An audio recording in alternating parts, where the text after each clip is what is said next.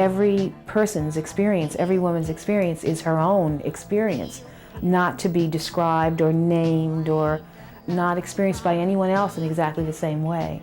So the person has to be able to say, this is me, this is what I went through, this is what I feel. And at the same time, be able to recognize that this is what all women in contemporary society have to face.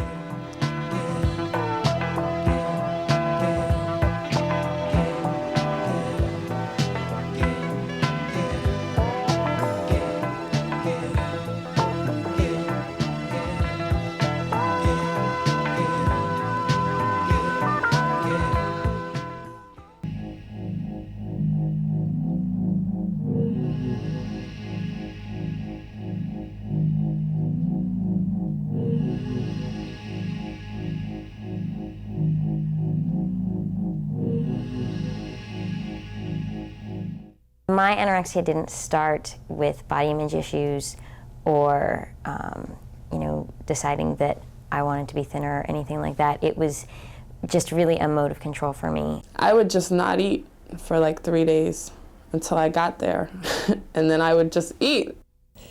I remember one time not eating for a few days and coming home and making a sandwich, and then being so starving that I made 5 sandwiches and ate all 5.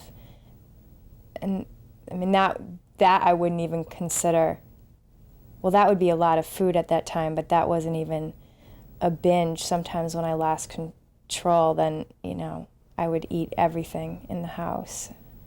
Fill up on bread and water, then eat whatever else I thought might taste good, and check my clock 15 minutes past, just take myself to the bathroom, do my thing. I'd have my toothbrush at all times, never left home without it.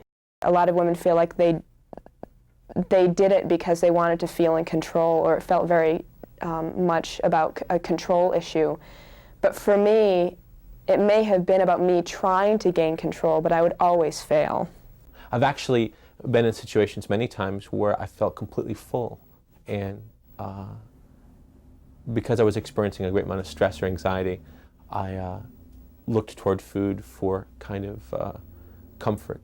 By and large, I think eating disorders can be looked at as a way to get away from distressing feelings, whatever they may be, whether it's anger or sadness or guilt or shame. The eating disorder tends to focus somebody's attention more on their body.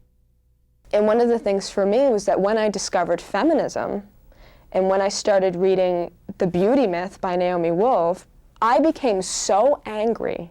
I was so angry, and I said, the first thing I thought of was that this is being done to me. I thought, this is not an individual problem, this is being done to me. And I felt so angry at a society that would have taught me to waste so much of my creative energy thinking about food and what I should put in my body. Being gay, I'll go to a gay bar, and I have so many friends. I used to work at like a large one in Boston. So many friends who think of themselves in context of their looks. And that's when you become bulimic, and you worry about everything. You're gauging yourself by your looks. And I just realized that I'm more important than that. Nobody is worth puking over.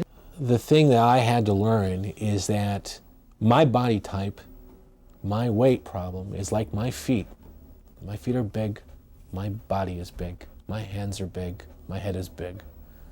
I think to just understand that it's not going to go away right away.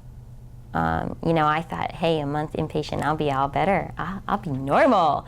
And it's not going to, you're not going to be normal, but you're going to be a much more whole person. And that is so worth it. That you should go forward and you should do the work, but that it's a long road. It's going to be there for forever. I think I'll always be a recovering anorexic, but it's much better to be a recovering anorexic than to be an anorexic.